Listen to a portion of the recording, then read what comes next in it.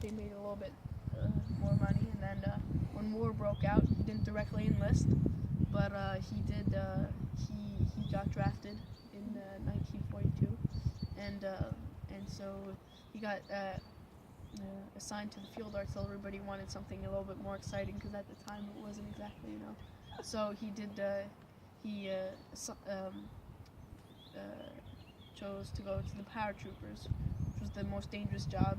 You'd actually get $50 more for hazardous duty, since it was so dangerous.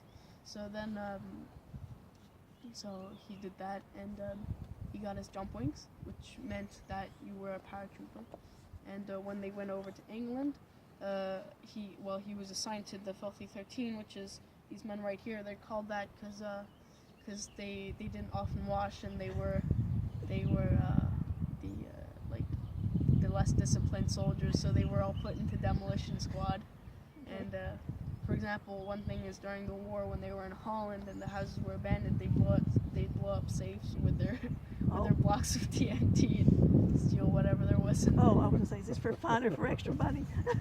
Okay. Yeah, steal whatever was in the safes. And yeah. So anyway, but George wasn't like that. He was a very calm guy. He kept to himself. And then on June 5th, they were filmed getting ready, and they were the soldiers. There was one platoon that painted their faces and cut their hair in mohawks, like the Mohicans. Yes. And that was his platoon. Yeah. And then they boarded their planes. They flew over, and when they got into around the area, flak started, and shrapnel hit a parachute and in the airplane, so the flight was delayed 6 miles. Not delayed, but the first guy jumped, and then the parachute got hit, and it's 18 guys in a stick, so 9 guys jump, the parachute gets hit, 9 guys can't go. So they were spread over 6 miles, which was a lot. We don't know if George was in the guys that jumped first or last, but he landed in a swamp with 3 other guys, because the Germans flooded, so that if anybody came down, they'd just drown in the dark. And so he landed in a swamp, but he survived that. And he went into a forest. He exited the forest into a field, and there was a farmhouse in the distance, and he got gunned down by a machine gun in the farmhouse. Okay. And he landed with 3 other guys, and one of those guys found him. He was one of his friends, and he said he could barely recognize him. He was shot so bad, but he recognized his dog tags, the name on it. So he was reported dead on June 9th, even if he had been killed on June 6th. But nobody could know that. And so June 9th it says here, but it's actually June 6th. Probably June 6th, right? Yeah. So is he in this photograph here? This is him. This is him right here? Yep.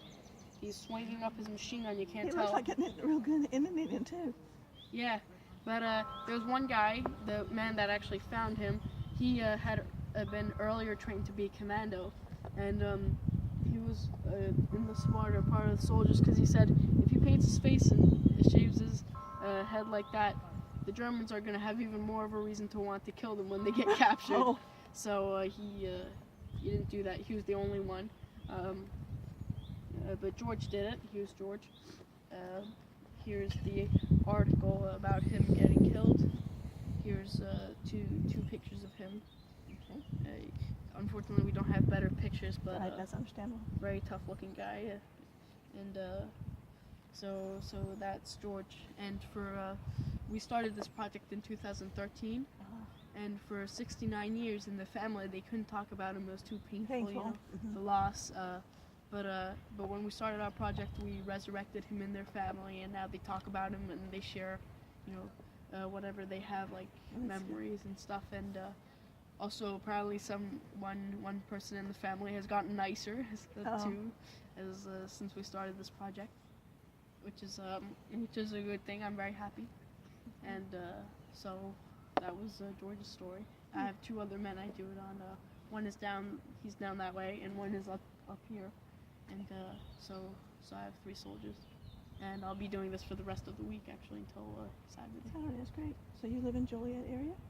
No, I actually don't live in the USA. I You don't? live in Switzerland. You But live my in father's American, which is good. So you're Swiss.